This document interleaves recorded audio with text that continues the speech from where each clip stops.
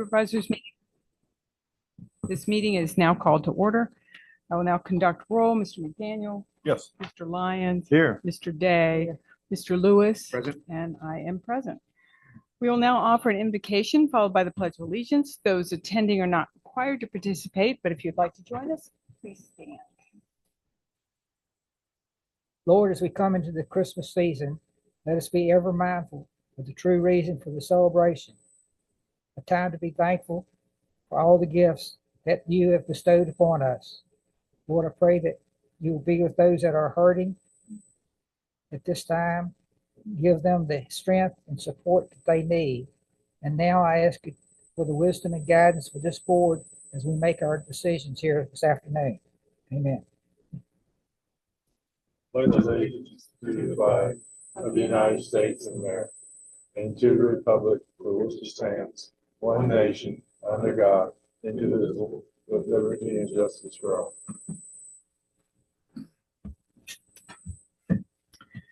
We will hold citizens' comments near the beginning of the meeting. We will do our best to take citizen comment remotely. There are two options for citizens to offer comment. To join by telephone, you may dial in to one of the numbers listed in the county website. Webinar ID and password are there for your convenience. Citizens wishing to simply view the meeting live or after the fact can do so in the Rockbridge County Board of Supervisors YouTube channel, also available on the county website. If you wish to make a citizen comment as a Zoom meeting participant, you will use the raise your hand feature. You can press raise hand button on the bottom of your Zoom window or press *9 if you are calling in by telephone. Are there any changes to the agenda? I have none. Recognitions and presentations. Mr. Suter? Yes. Some years ago, the board generously implemented an employee milestone recognition program in which employees are recognized for their service to the county at 5-year milestones. And staff reaching these milestones in a given year receive a bonus for their service in December in time for Christmas. So it's $50 per each 5 years. So, for example, 10 years would $50 for each 5 years service, for each additional 50 for each 5 years.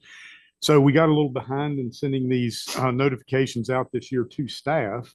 So I would like to invite the folks that I'm getting ready to list to the board's first meeting in January to be publicly recognized and hopefully thanked by the board.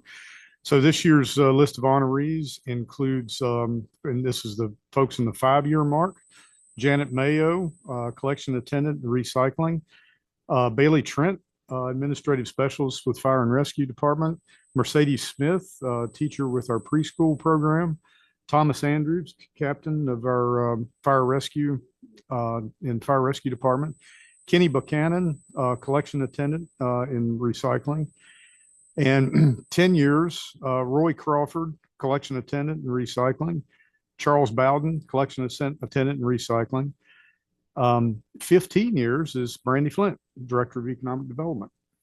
20 years is Hank Leach, our GIS Specialist in Community Development, and also Rhonda Miller in the Building Department.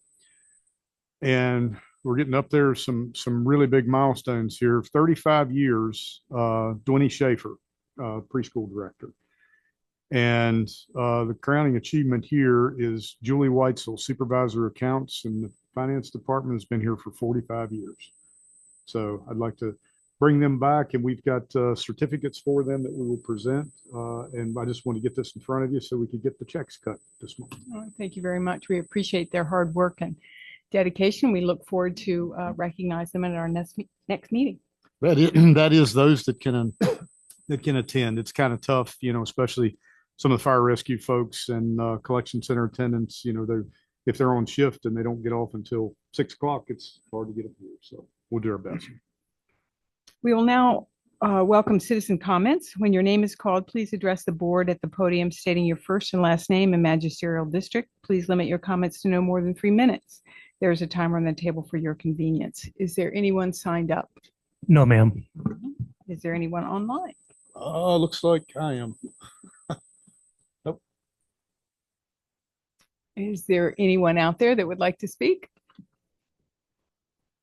We will move on to the county financial report and appropriation resolution. Mr. Harrison. Yes, before you is a resolution authorizing additional appropriations and the payment of bills. The total amount of bills this period is $745,197.06. Additional appropriations include $37,556 for repairs to the courthouse chiller. This is separate from the HVAC that we were just replaced. This is the AC. And also, we are requesting $202,435 additional funds for the revenue sharing payment with the city of Lexington. We were short in our budget, even though. So the total amount of the FY25 revenue sharing payment based on the FY24 audit is $2,599,414. Separately, we'd like to request a transfer from the ARPA fund to the general fund in the amount of $1,764,050.75. This was, as you are aware, this money has to be spent or obligated by December 31st of this year. We'd like that money applied to the Natural Bridge Elementary School HVAC project. The reason for that is there's been, and Mr. Suter will touch on this during his report on the broadband. Some of those, notably the Brightspeed grant, will have to be rescoped. So it will, signing a contract, therefore obligating the funds will not happen until after December 31st. So that was brought to the Finance Committee, who agreed to bring it to the full board. Also attached are revenue and expense reports for the fiscal year through 11/30 of this year. General fund revenues total $28,494,256. General fund expenditures total $27,983,360. So the year-to-date difference is up $510,896. 42% of the fiscal year has passed. Year-to-date sales tax amounts to $1,889,995, or 43% of the estimated budget. Meals tax is at $1,452,937, or 43%. Lodging tax revenues is at $766,897, or 42%. And admissions tax is at $220,642, or 63% of the estimated budget. Also enclosed in your packet was this spreadsheet showing the month and year-over-year comparisons. Thank you, Mr. Harrison. Are there any questions, comments? Is there a motion to adopt the proposed resolution? So move. Second. Mr. Lyons? Yes. Mr. McDaniel? Yes. Mr. Day? Yes. Mr. Lewis? Aye. And I vote yes. Madam Chair, would you also consider a separate a motion for approving the ARPA funds? Certainly. So move. Second. Mr. Lyons? Yes. Mr. McDaniel? Yes. Mr. Day? Mr. Lewis? Aye. And I vote yes. Consideration of amendments to Community Service Board membership composition. Mr. Suter. Thank you. As you're aware, the Rockbridge Area Community Services Board provides mental health services to the localities of Rockbridge County, Bath, Lexington, and Buena Vista. And that board was created by resolution of those partners all the way back in 1982, as enabled and directed by the Code of Virginia. The bylaws have changed some over the years, and currently there is a 15-member board of directors. Of that board, 6 members are appointed by Rockbridge County, and 3 members each are appointed by the other 3 partners, Bath, Lexington, and Buena Vista. CSB Executive Director Kim Shaw, who is with us here tonight, has for several years explored the potential to reduce the number of members from 15 to 10 to increase efficiency and coordination of that board. She's proposed to do this through attrition, so no one would be asked to leave the board. It would just be as terms expire that this would happen if approved. We'd still have to adhere to membership requirements under the Code of Virginia.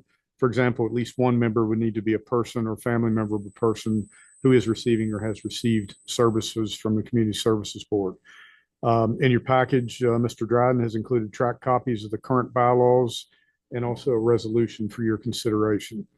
Bath County has already implemented this change effectively. I wasn't clear if they passed a resolution yet to do this, but they didn't appoint at the last time to begin implementing this change.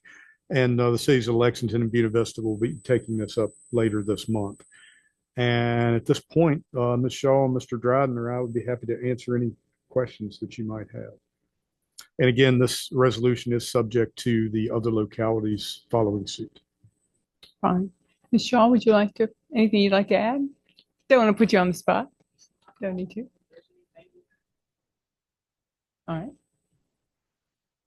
For the record, for the recording, she responded that she didn't think there was anything that needed to be added.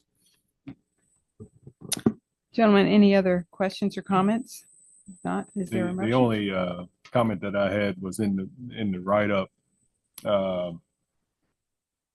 It's got that Bath, Lexington, Buena Vista reduced by 1 from 4 to 3, and it's actually from 3 to 2, correct? That's correct. And Ms. Shaw caught that, and I apparently posted the wrong one because I corrected it. And apparently I just didn't put the right one. Okay. That's correct. I'll make a motion to approve as presented. Is there a second? Mr. McDaniel? Yes. Mr. Day? Yes. Mr. Lyons? Yes. Mr. Lewis? Aye. And I vote yes. Discussion on tax exemption for nonprofits. Mr. Dryden?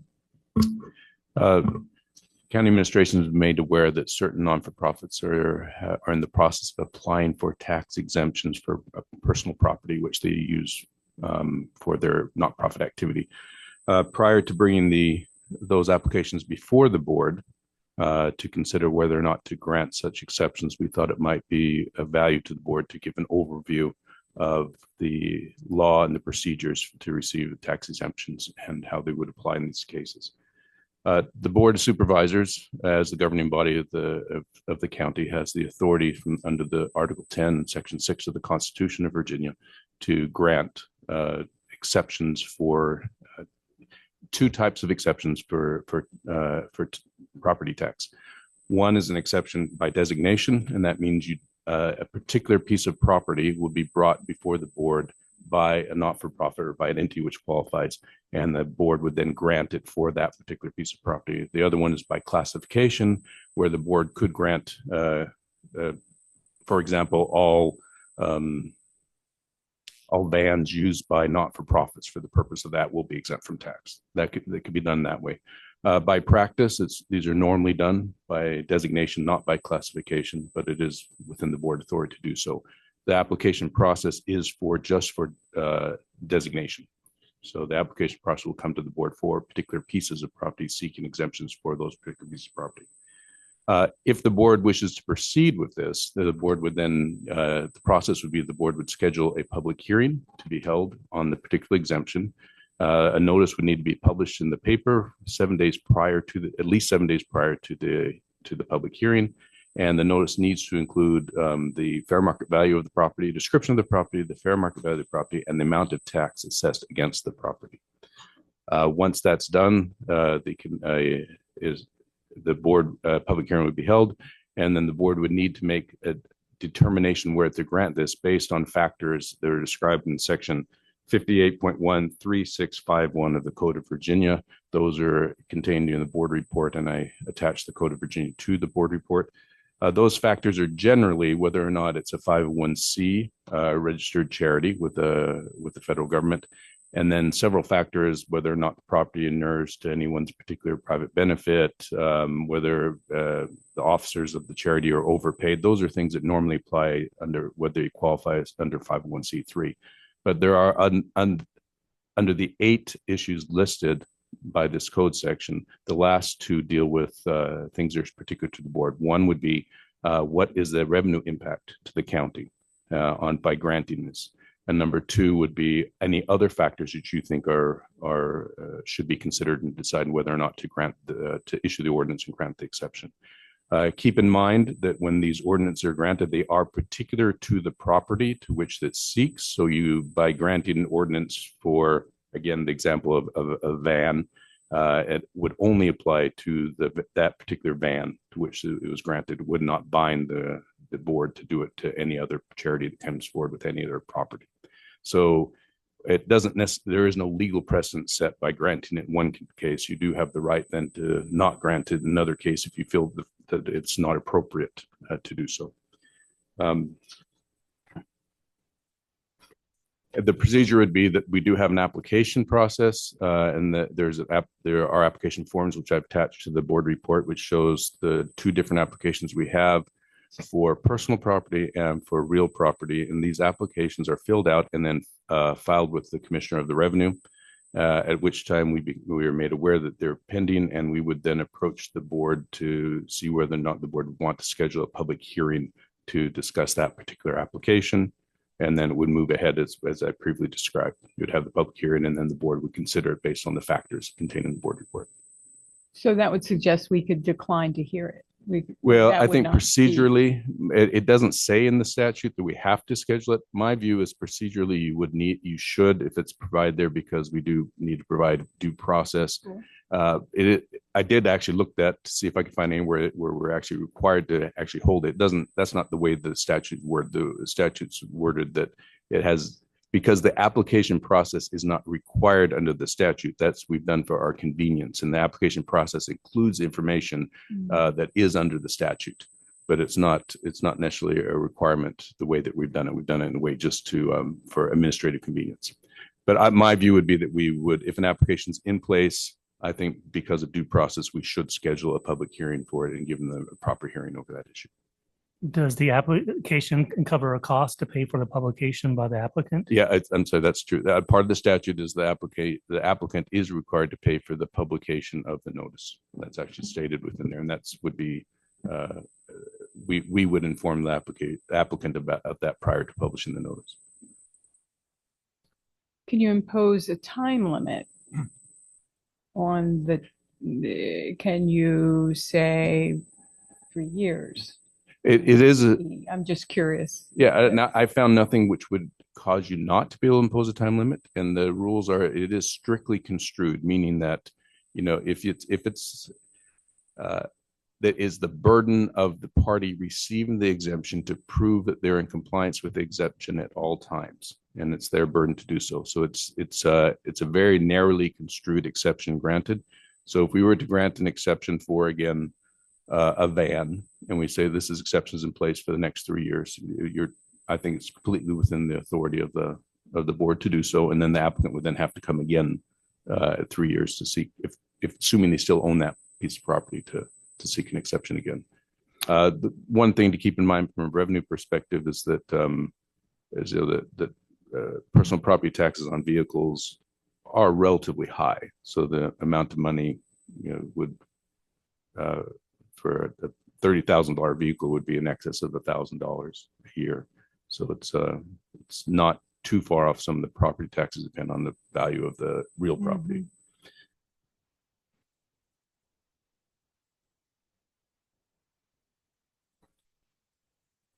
Did I hear you say that you're not setting a precedence? If you say that we're going to exempt personal property for ABC organization. Yep. What prohibits XYZ organization from saying we got the same vehicle for the same type of use? Oh, well, they can come and say that. I mean, they go through the application process, but the fact that they have the same vehicle, same type of use should not be something that you would consider where to grant it. You would consider whether to grant it to that second organization based on the facts of that organization. Now, from a practical point of view, if we go and grant it, the facts are exactly the same, which they never are, but let's assume that they're exactly the same. Then the other party could try to say that we weren't providing them due process, we were acting capriciously and arbitrary, but that's a very difficult standard for them to reach. This is a legislative act, so as long as the board members, each supervisor, as long as you have a fairly debatable reason for why you would vote for or against the ordinance, the courts will be very reluctant to challenge it. So It's safe to say that you should not be too concerned about setting precedents, but from a practical point of view, if you grant for everyone and not for another one, that would be something you would need to have reasons for not doing so in a particular case. Once granted, can it be revoked?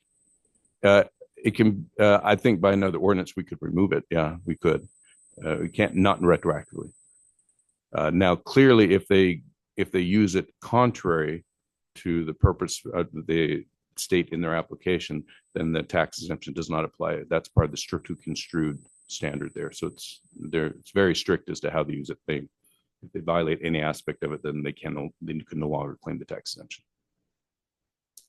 Right, but I'm suggesting for maybe other reasons, or county has decided against a policy that too much revenue is being lost, not lost, but I'm just. No, I think that I know of no reason which would prohibit us from doing so if we did so under by ordinance and revoke the ordinance. It's usually better this is personal view, just from a legal side of things, to not have to revoke things. I think a time limit would be better if we thought that, but we don't know what the economic situation will be 3 or 4 years down the road. So if there's a reason to do so, I think we would be justified to do so.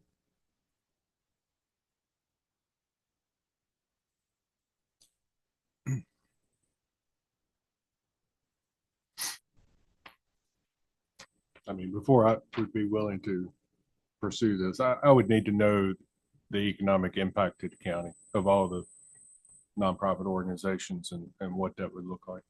Not saying that we would do across the board, but if you do for one, every other one is going to come in and ask. So, and I have spoken with the Commissioner of the Revenue about the economic impact of the particular petitions that were already applications put in place. So I'm sure she would not have a difficulty getting that type of information together.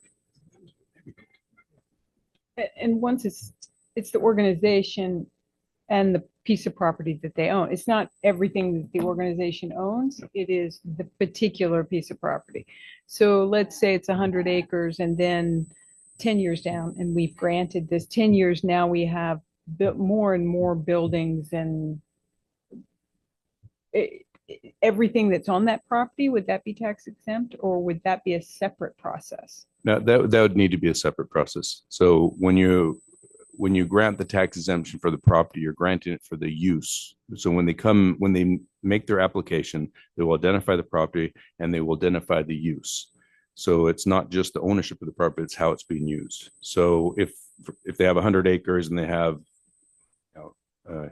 a building on there which they provide education to people visiting that place, and you decide to grant the tax exemption for that building and for the acres applicable to that building, then that would be exempt. But if they were to build a theater to put on plays, that would be a separate application they'd have to request. Again, it's strictly construed to the actual language under which the application was granted.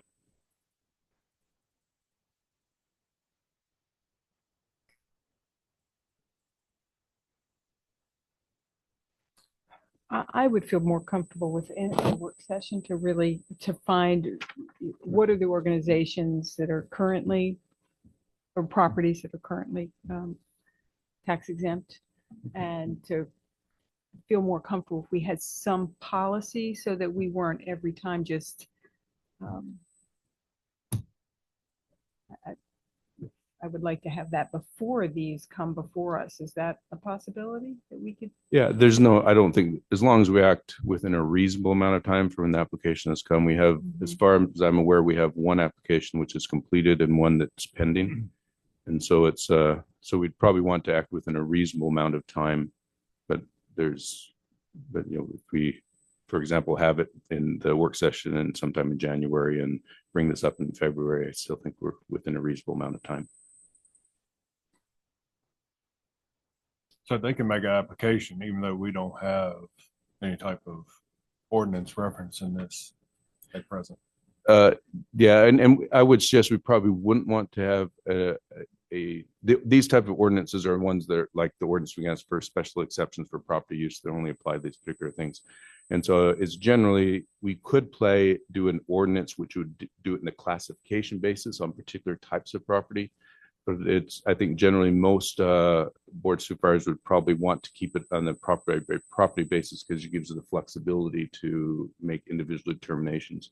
But yeah, you could do it, you could set a general ordinance to apply for all this and not have to worry about these particular applications. You did that way. But anyone can bring in anyone who qualifies. Well, even people that don't qualify can file the application, but anyone who qualifies then would come to the board would then have to make a determination if they want to grant it, if it's justifiable to grant the exception for the particular property which they're seeking exception for.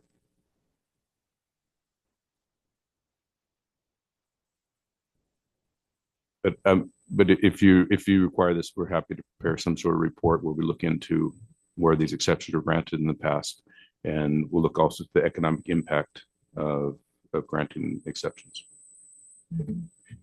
Gentlemen, are you okay with that?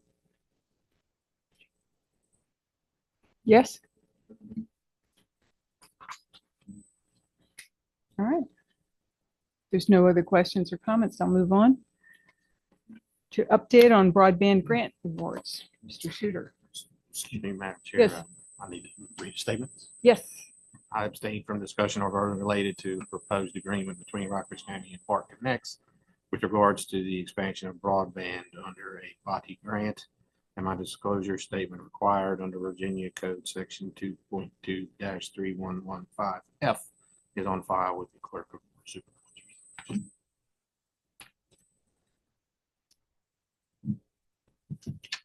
Okay, you ready? Yes. So I'll try to go through this quickly. I know I've been in front of you all many, many times in the past with broadband over the past 4 years, really.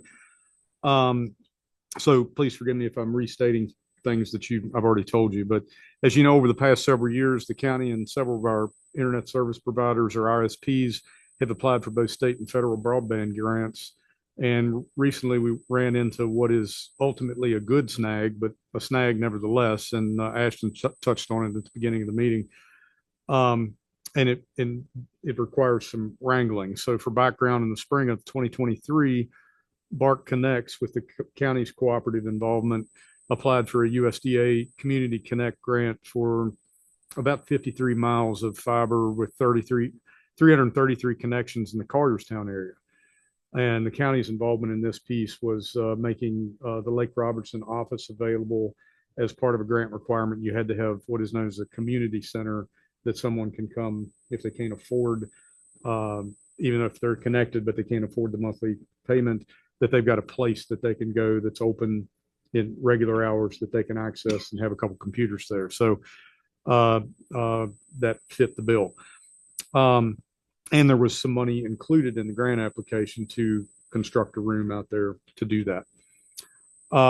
Then, so that was in the spring of 2023. In the fall of 2023, the USDA essentially recalled the grant due to a technical error. They had in their grant guidance, they had given the wrong internet speeds that needed to be applied for under the grant. So they had to recall send all the applications back, and they subsequently re-advertised the grant, and Bark then made the slight adjustment and reapplied in the spring of 2024. In the meantime, as you know, about this time last year, December 2024, the county was coordinating with Bark, Brightspeed, and Verizon to apply for 3 state grants, the VOTI grants. And not knowing whether or not at the time the Collierstown grant would even be coming back up in the spring of 2024, or if it did come back up, if Bark would be successful in that grant. We discussed among the internet providers, and I kind of negotiated, and Bark agreed that they had that grant in place or application, or would be having that application in place. And so Brightspeed applied for the exact same area, almost the exact same area in Carterstown. It was kind of a fail safe. If we didn't get the one, hopefully we get the other. So in July of 2024, then fast forward to this past July, VOTI announced that both the Bark and Brightspeed grants had been awarded from the last winter's application. They announced that in July. And so, and unfortunately, the one we didn't get, the one in Vesuvius, was unsuccessful. with Verizon. So then we immediately started the detailed and lengthy process of completing all the documentation, all the paperwork, and submitting all the detailed budgets and everything for the implementation of the VADI grants with DHCD, Department of Housing and Community Development. And so fast forward to last month in November, a couple days before the election, week before the election, we received notification that BARC had been awarded the USDA Community Connect grant. So we found ourselves in a somewhat unique position, and we had 2 grant awards for the same area in Collierstown. So after discussion with all parties, Brightspeed agreed to back that portion out of their grant award. And so, but we wanted to make maximum use of that funding wherever we could. So over the last several weeks in November, I worked with Brightspeed to seek other potential uses for those funds that were freed up as a result of that new award. So Brightspeed is currently rescoping that's what they call it, rescoping the project to see if there are any other unserved addresses that could be picked up in their builds.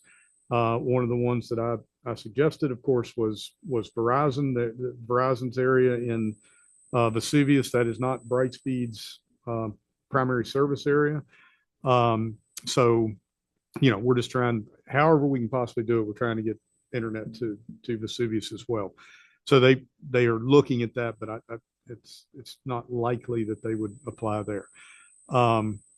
So they're now looking towards other areas where there are some outliers, long drops, that type of things that they could reapply.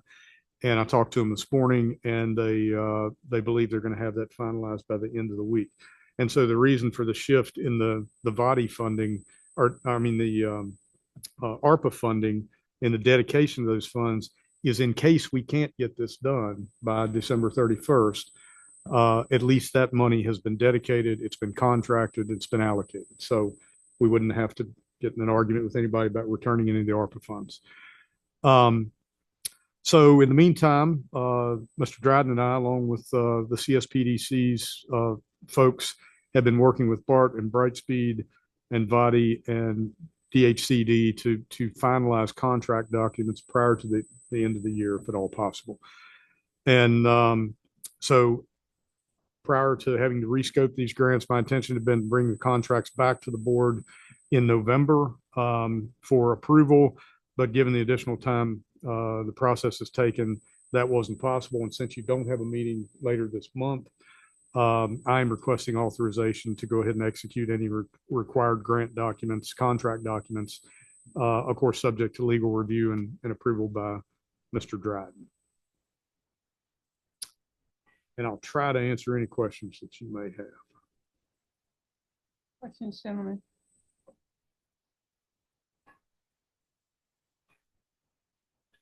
So we're looking for a motion to authorize staff to execute the necessary documents. So move. Mr. Lyons? Yes. Mr. Day? Mr. McDaniel? Yes. And I vote yes.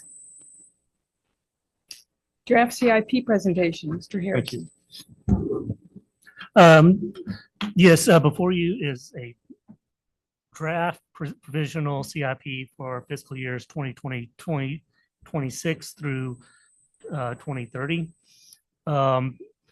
The adoption of the provisional CIP is scheduled for January 13th, 2025, with the final adoption being in May. There's 2 new requests for FY26, and that is an additional new truck for fire and rescue and a vehicle for economic development that has her vehicle.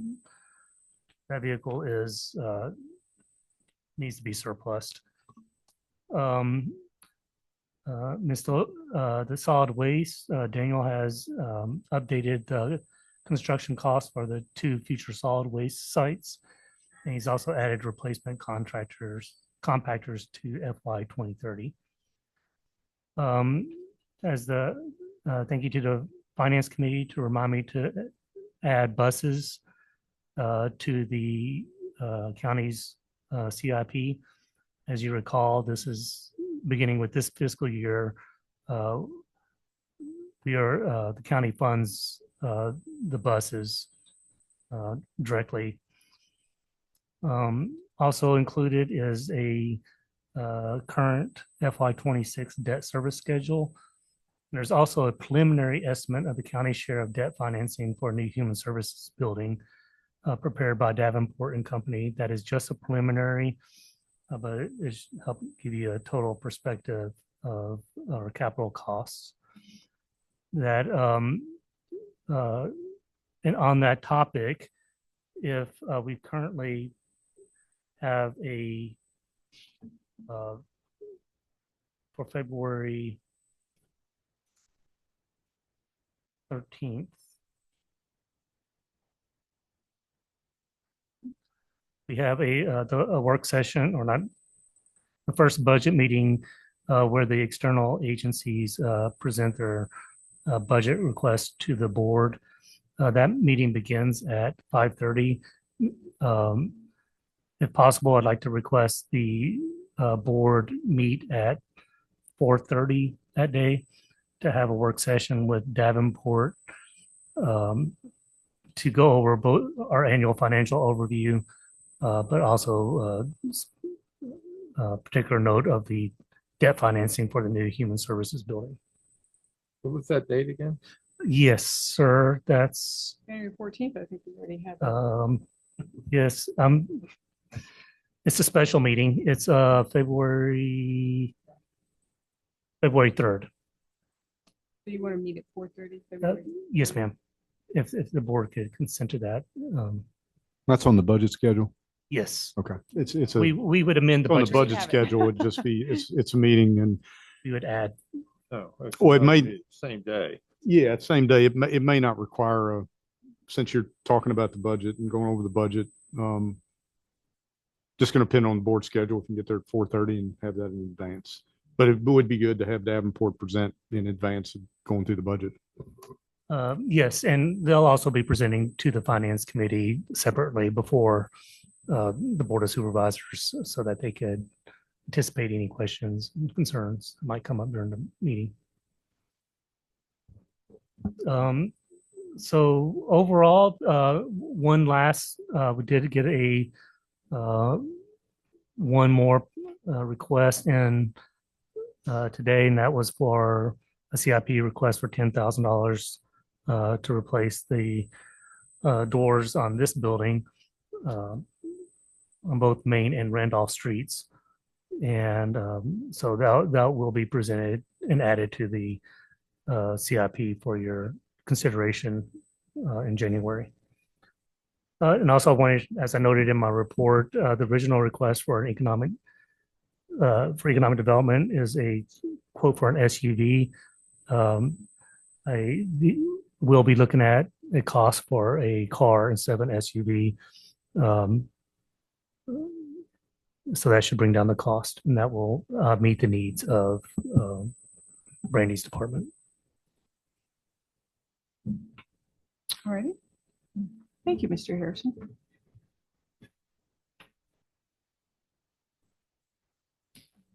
We will move on to the consideration of requests for writ of election to the circuit court for the office of sheriff. So real quickly, before we leave that, the CIP had asked if board members, after reviewing it in detail, if you've got anything that you would like to, any comments, any suggestions, anything that you would like to see. Heartburn. Yeah, and to either share that with staff and we can share it back with the finance committee and then bring it back forward on January the 14th, or you could one-on-one talk to one member of the finance committee as well. Or if you want additional information. Sure. All right, gentlemen. If I may, just a couple comments for it, and you don't have to answer, just these are just comments. The SUV, car, whatnot, I realize it's primarily from one department, but it probably shouldn't be designated for a certain department. You know, if other staff members need to use it and it's available, it should be available to use by any county staff member.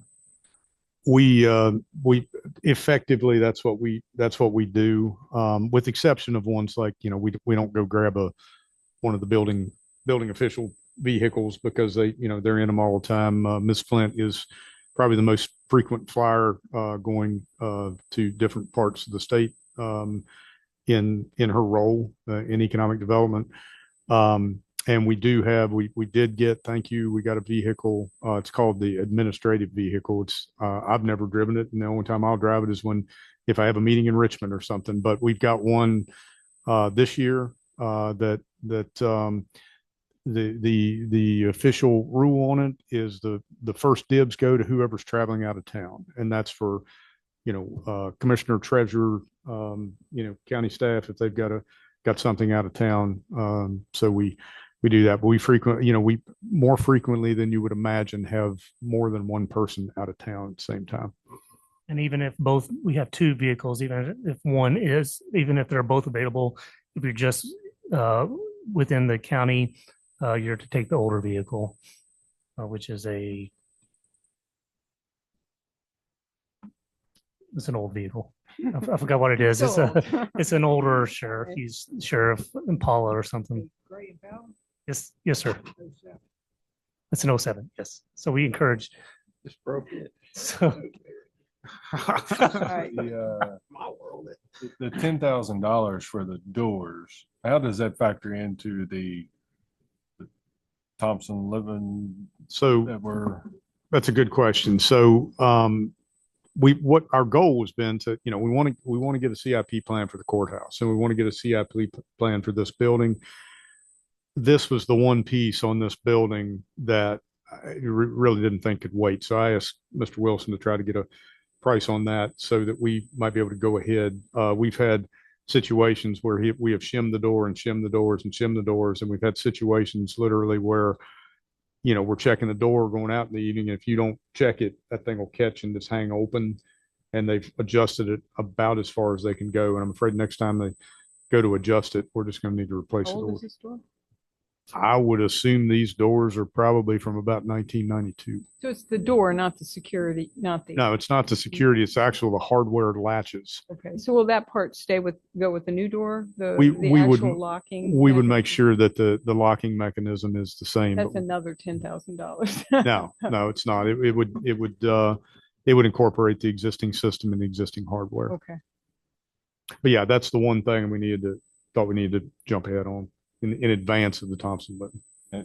and is it key? Is it a key lock? No, not right now. It's badge. Yes. All right. All right, gentlemen, unless there are other comments on that, and please reach out to finance with any additional comments. We will move on. Mr. Dryden. As you know, Sheriff Steve Funkhauser has announced his retirement for January 1st of next year. So a little bit less than a month now. Sheriff Funkhauser is a sheriff not just for the Rockbridge County, but also for the city of Lexington. His term of office expires December 31st of 2027. Given the time frame, there's a need to schedule a special election to fill the vacancy in the constitutional office. The statutes require that the Board of Supervisors and the City Council of the City of Lexington authorize their attorneys to file a petition with the Circuit Court, and the Circuit Court will then issue a writ of election and schedule the date for which the election will take place. The legal requirements to hold a special election are that the governing bodies would have to file a petition with the court to issue a writ of election within 15 days of the date of the office is vacated. So it would have to be done under this provision, it would have to be done between January 1st and January 15th. Given that the Board of Supervisors' next meeting is on the 14th, we feel that that this issue should be brought before the board for a determination whether to proceed during this meeting.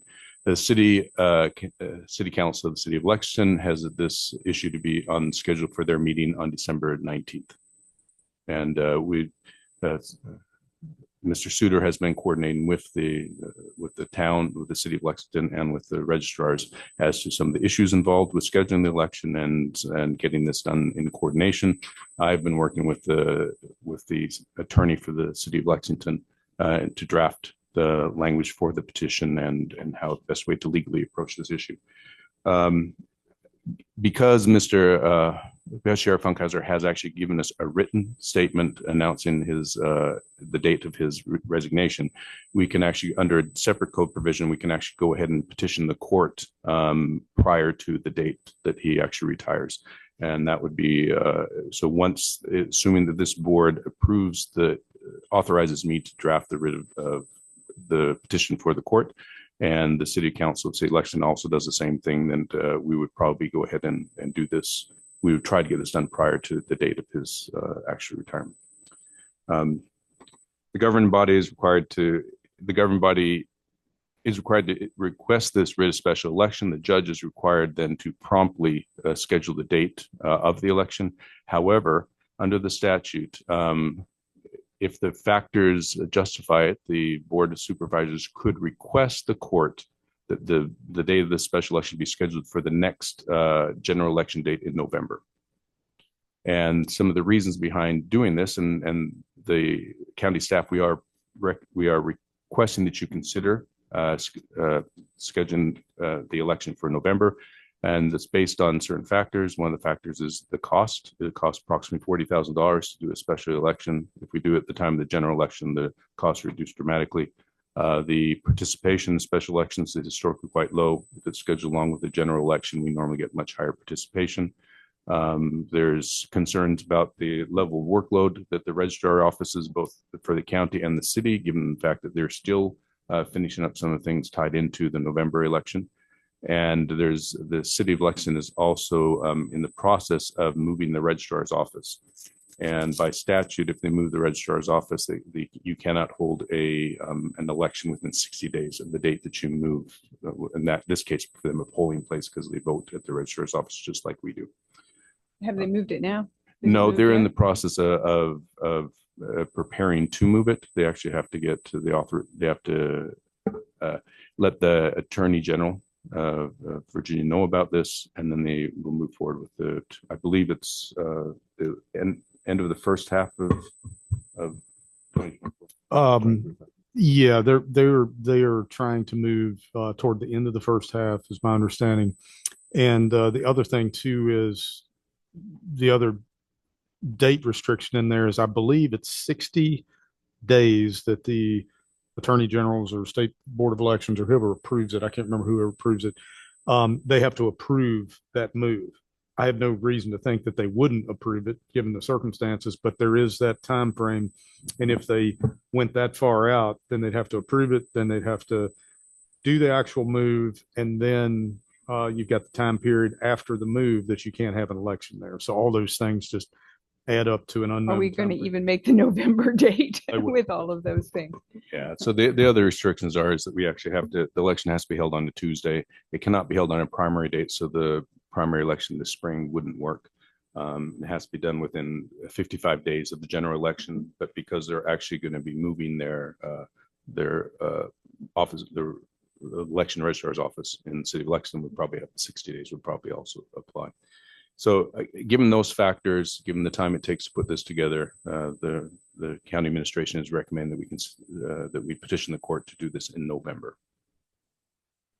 Is that part of the motion that you would like? Yes, there's an attached resolution, Yes. and the attached resolution does have that language in there. So, And by the resolution, will be authorizing myself to prepare and file the petition, and we'll be doing that in conjunction with the city of Lexington. And we've already jointly prepared the filing, though we still have some changes to make. Are we confident that all of these things will happen by the November? Yes. I mean, okay. Yeah. I think Spencer probably can confirm that, but I think the registrars have no objection to it, and I think the city of Lexington feels that shouldn't be an issue, and it shouldn't be an issue for us. Oh, they can't postpone the November election. No, and you No, but you could Yeah. schedule it afterwards, but then you lose some of the benefits like the cost savings. I mean, Sure. one of the big things is saving $40,000 is part of the reason to do that.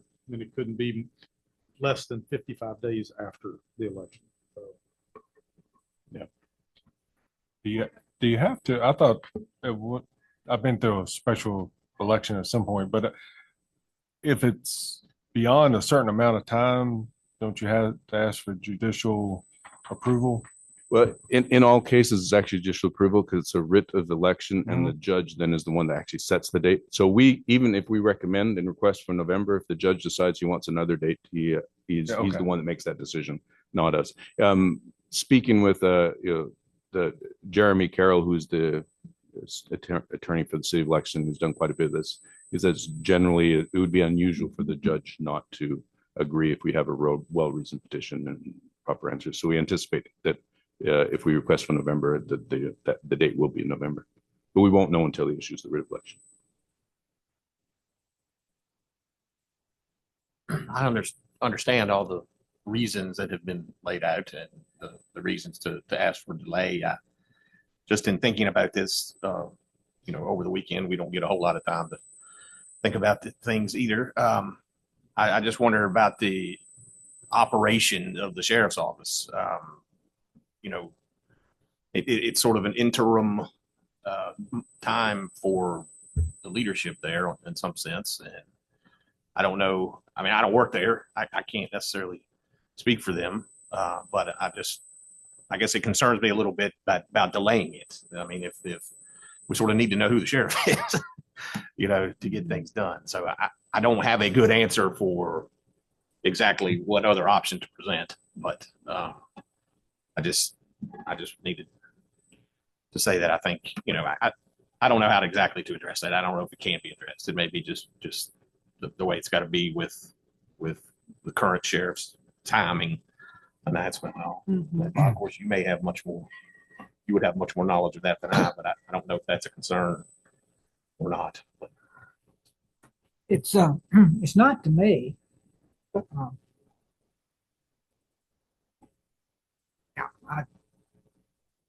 I think we all should support the general election in November for the date. And I think everything will be fine.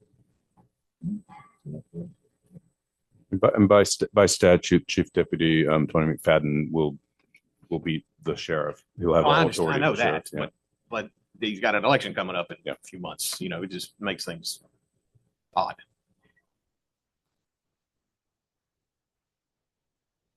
But you've run a sheriff's department, I have, so I would definitely defer to your. I did, obviously, one of the first people I went and talked to was Registrar Sheila Hall. And as Mr. Dryden commented on, they were weary. I hit them not too far after the election. And so when we finished up this report that John put the nice memo together in the package for you there, I forwarded that to Ms. Hall. And I asked her, does this meet what their thinking was? And she said she ran it by members of her board individually, and it did. She confirmed that's what they thought would be the best solution.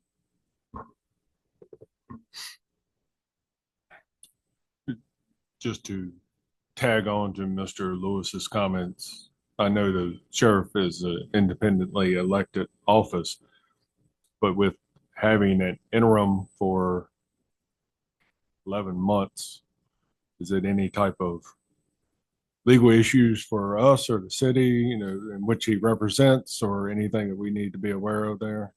No, the statute is quite clear that Mr. McFadden would have all the authority and all the protections that a sheriff would have, and so there would be no disruption other than the fact of until someone's actually elected, they're not. Everybody knows that someone will be elected in November.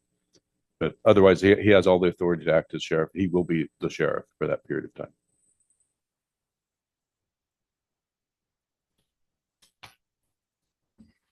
Mm-mm. Thank you. All right, gentlemen. I'll make a motion that we approve the resolution to ask for a November election for sheriff.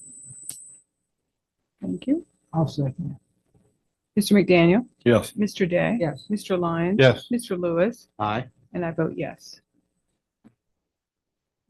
Thank you all for working on that. Considerations of purchase of property for collection center in South River District. Mr. Su- Yes, as you're aware, the county entered into an option to purchase agreement with Ms. Amanda Goode on July 23rd, 2024.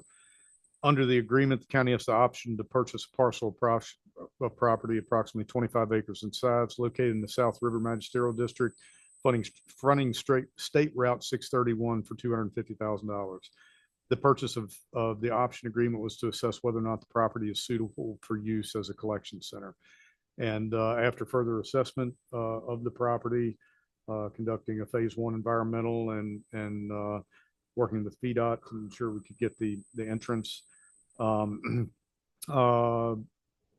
we gave notice to Ms. Goode of the county's intent to exercise the option to purchase the property subject to approval by the Board of Supervisors. And their copy of the option agreement is in there. And the request is that I be authorized to complete that transaction.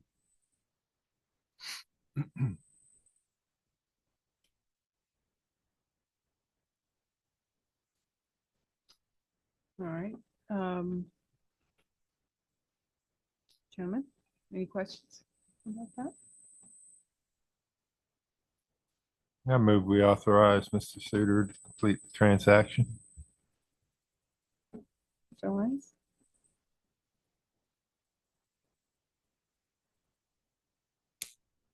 For a second? I'll second.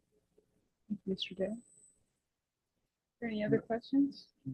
I have a question. Is there any type of, for what we intend to use it for, is there any type of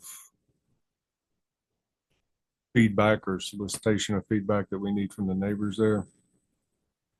I don't, not bad. Not by law, not supposed to. And our goal has been and always will be to minimize impact. We from time to time we've had concern about that, and one of the things was I believe the legal access is on private drive right next door that runs up into some residential area and some homes. One thing we talked about with VDOT, they would prefer we use one of the adjacent entrances and share it, but to minimize that impact, the idea would be to create a separate entrance just for that center.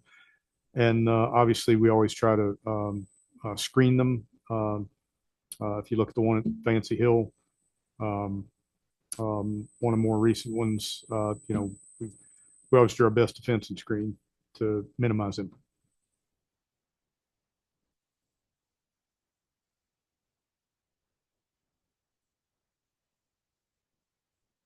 All right. If there are no other questions, then. And what we would do then too, just if it's, unless there are any issues the board may have, is to move swiftly forward in getting design done and getting this thing built. And that the design will then be shared with the neighbors. And then there will be. Well, no, I mean, it's not, no plan to, for door to door, but certainly if anybody wants to look at it, we'd certainly do it. We don't object. Yeah. All right, if that's any other questions? Mr. Lyons? Yes. Mr. Day? Yes. Mr. McDaniel? Yes. Mr. Lewis? Aye. And I vote yes. Thank you. Thank you. Blue Ridge Resource Authority annual appointments. Currently, I sit on the BRRA along with Mr. Lyons, Mr. McDaniel, Mr. Day, and Daniel Truxell. Mr. Truxell is willing to be reappointed. Are there any other board members also willing? Or unwilling, maybe. Is there anybody unwilling that currently sits on the board? And if not, I believe, can we just have a motion to reappoint everybody? So moved. All righty. Mr. Lyons? Yes. Mr. Lewis? Aye. Mr. McDaniel? Yes. Mr. Day? Yes. And I vote yes. I currently also serve the Board of Supervisors on the Regional Tourism Board, and my appointment is coming up. I'd I haven't talked to everybody about that appointment, and also I'd like to have a meeting with the Tourism Board If there's anybody on this board that would like to also serve on that board, please contact me. I think I would just go ahead and set that off to the January 14 meeting after our tourism board meeting.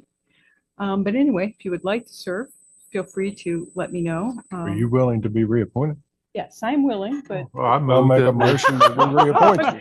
Oh, you all. Second. Is that? Choo-choo. You are very funny. Mr. McDaniel, was that a? That was a motion. All right. Aye. Mr. McDaniel, Yes. Mr. Lyon. Yes. Mr. Day, Yes. Mr. Lewis, Aye. and I vote yes. Congratulations. It's efficient. We didn't need to wait till January. Annual Jail Commission appointments, Mr. Suter. Yeah, first I'd like to jump back to the other one, not to do anything about it, but I failed to recognize Daniel Meyer in the back. He was here to answer any questions you might have, and just take an opportunity to thank Daniel for everything he does. And I really don't have any worries when I get up in the morning with Daniel around solid waste. Thank you, Daniel. Okay, so on annual jail commission appointments, so in addition to the sheriff, who is a member by code, current members appointed to the board in this term, and these are 1-year terms. They have to be reappointed every year and be sworn every year. They are Ed Hoskin, who is a citizen representative and has served on the board for some time, myself, and Jeff Schaefer, the town of Goshen representative. And just a reminder, by agreements, the town appointments alternate every 3 years between Goshen and Glasgow. And as the Goshen appointee, Mr. Schaefer's term is set to expire on January 14th, 2025. So this upcoming about a month. Though it's ultimately a board of supervisors appointment, a recommendation from whatever town council whose turn it is requested. And we have requested a recommendation from the town of Glasgow. It's my understanding that the new town manager, Allison Fincham, is willing to serve in that role, but we were unable to clarify and make sure that, I want to make sure that is coming from I don't have any doubts about it, but I want to make sure it's coming directly from town council. So I think they've got a meeting later this week, maybe tomorrow night.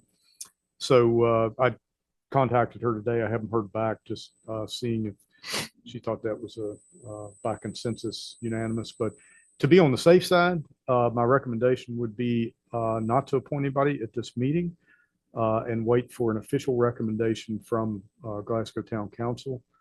Not even Can we not you and Ed Hoskin? Can we not appoint her subject to receiving the recommendation from town council? You could do that if that is, and I have no reason to think they wouldn't. But if you'd like to make that I mean, if motion, they send something different, we can entertain that at the January meeting, but I believe the jail commission meeting is the morning after our January meeting, so she wouldn't have time to be sworn in. it'd have to be pretty quick. I like that idea. I'll make a motion to, for Mr. Hoskin, Mr. Suter, and the Allison Fincham. Ms. Fincham, subject to the receipt of recommendation from the town council. Approve them for jail commission. Is there a second? Second. Mr. McDaniel? Yes. Mr. Lewis? Aye. Mr. Lyons? Yes. Mr. Day? Yes. And I vote yes. On to monthly staff reports. Fred? Is there a motion to accept the reports? So moved. Thank you, Mr. Lewis. Is there a second? Second. Mr. Lewis? Aye. Mr. Lyons? Yes. Mr. McDaniel? Yes. Mr. Day? Yes. And I vote yes. There's just a reminder, this is our last meeting in December. And are there any other board comments or committee updates? We received a request from Marlbrook Church requesting that we address our ordinance on electronic signs. They wanted to put one up in the church. if we don't, or at least I would like to have something to respond to them, either we're not going to consider it and not take it up, or that we are. Does that make sense what I'm asking for? Absolutely. Makes sense. You know, they came in, what, 5 months ago? July or August, I think. I think we had some follow-up, if I recall, follow-up email exchange on that. And I guess if I recall correctly, the question was that, does the board want to continue taking this up? And we are happy to do it. Or I'm happy to entertain it. I know, I We are in me, the not so 21st much, century. but that's fine. If it's the consensus of the board to take it up, we'll take it up. So Mr. Sladen isn't here right now, but I think the He says it comes back to this board. okay, I wasn't sure whether it goes back to it No. goes back to the planning commission to, Yeah, talked to Chris, I think, last week, and he says, Okay. no, it's going on the board of supervisors. okay. I wasn't sure whether that it was Yeah. something. Well, thank you for checking with him. If you're, I would say maybe the motion would be to, go ahead. I'm not sure if the motion is needed because when we just direct staff, because Chris would have to prepare Chris would have to prepare the language in the land development regulations. And then we would hear it, change that. and then we would set a public meeting. Well, I would need to double check with Chris because when we do make changes, we normally have to go through the public hearing process, which means it doesn't need to go through the planning commission. So I would talk with him to understand why he explained that to you that way. So there might be another process that I'm not aware of, but generally it would be done as a revised ordinance because it is an ordinance. And then it would have to go to the planning commission with public hearing then here. I'll check. I can Do check we with him. do we have to vote? Can't we just instruct staff Yeah, to? you don't have to, I don't think you have to make any motion to that. Just instruct staff, say, do that, and then we'll prepare. Is I think more on this, I think my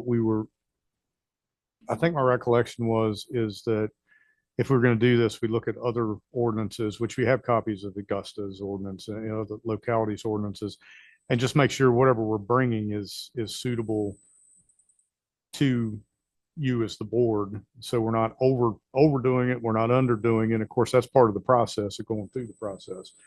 But in any case, we'll have to abide by state code. And just to let you know, we actually have started the process of revising the land development regulations and the solar ordinance needs to be taken care of fairly soon. So that's going to take a good bit of time up, but Penny and the intern that I have are actually working on revising the LDRs to bring them up to date and reflecting how they've been done in other jurisdictions. And so that would, while individual issues can be brought up separately, like the solar ordinance would be an example, and if we want to address this one, that could be done separately, but it also could be done as part of the process of revising the whole land development regulations. So How often can something be addressed? I mean, I feel like we just addressed this recently, but maybe I've been around longer than I've. you from by Feel law, like- you guys, you're the legislature for the here, so you can do as many It times comes as you up once a year. So I'm not sure that we need to do it again. The LDR process, that if that's something that, and maybe we'll have Chris reach out to you, but if that's an issue that you would like to see addressed as part of the process of revising the land development regulations. For example, the reason why I'm in favor of revising is because we're one of the few, I think we're one of only 3 jurisdictions in the Commonwealth that have separate land development regulations. Most of them have them adopted actually as ordinances because they actually are ordinances, and so calling them regulations is a little bit odd. So there's a structural issue for doing it, but we can during that process. These type of issues or any other issues that the board thinks should be addressed, we can address them because we would not only change the structure, but we'll also be able to change the language of certain ordinances. And that can be done in one hearing as opposed to hearings for every issue that comes up. I appreciate that it's been 5 months. I think that our staff has been working on quite a few of things that, like the solar ordinance that we're trying to get through. And so I wanted to address, but I don't want it to jump ahead of the very crucial things that we've already asked our staff to do. I guess the reason I'm asking is if the board as a whole does not want to address it, you know, that's fine. We just need to get back with those people and let them know.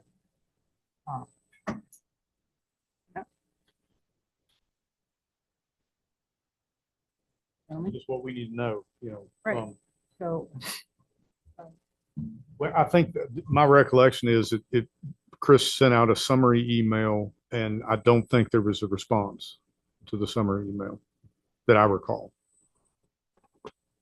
So maybe that is our first step, is to respond to his summary email. I can re-remit that if you I don't know. would like that. Or Just voice your opinion now. we just voice our opinion now. I have no desire to address it. I can't in good conscience. And I from what I remember from researching this when Chris sent his email, that I was wondering if there were ways to, you know, carve out's the right word, but, you know, have exemptions to what we have. And it didn't appear that there was. So I just prefer not to. Okay. Just that short. I would I'll ask, be happy to tell Mike Shell that. but If you, You do yeah, that. if that helps you at all, I'll be happy to tell. perhaps we still could review what Mr. Sladen sent us and then reach out to Mr. Day if you have a change of heart of your position. We could get the ball I want rolling to tell again. them something we, you know, Understand. the board not going to address it. That's or I would like not to address it before the things that are already pending have been addressed. I don't want to take our staff off task the next few months. okay, yeah. I'm always willing to address it. So I mean, I'm not really sure why we limit businesses or organizations from advertising. Well,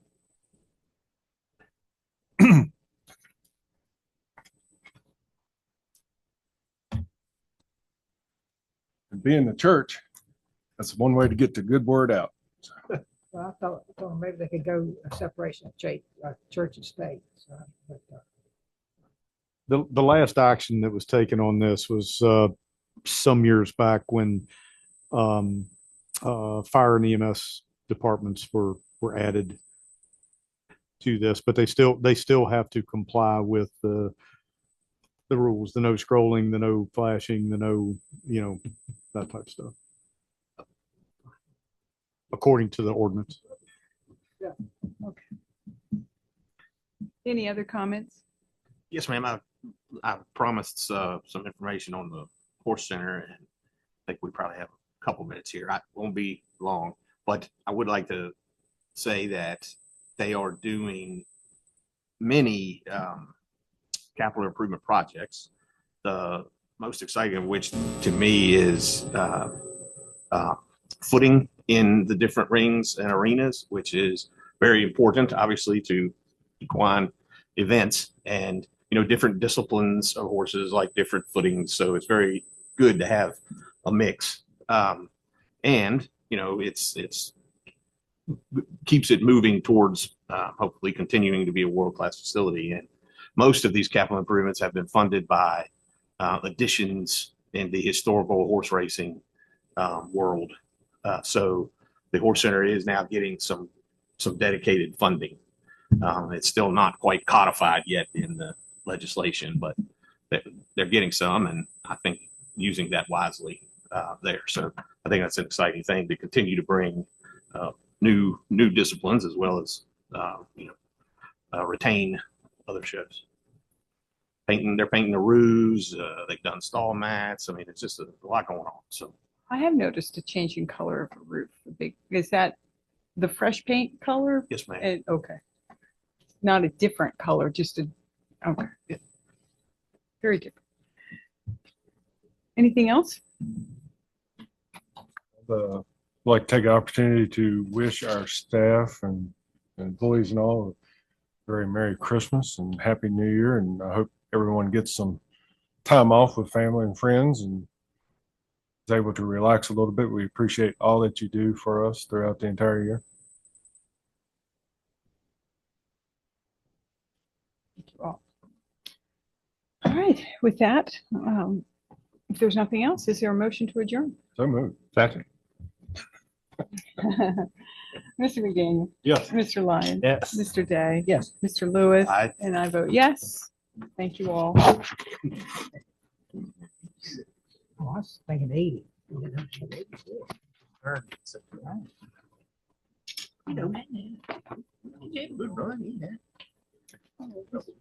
Well, good, yeah. Hopefully this will get him. Really? There's one, this major block.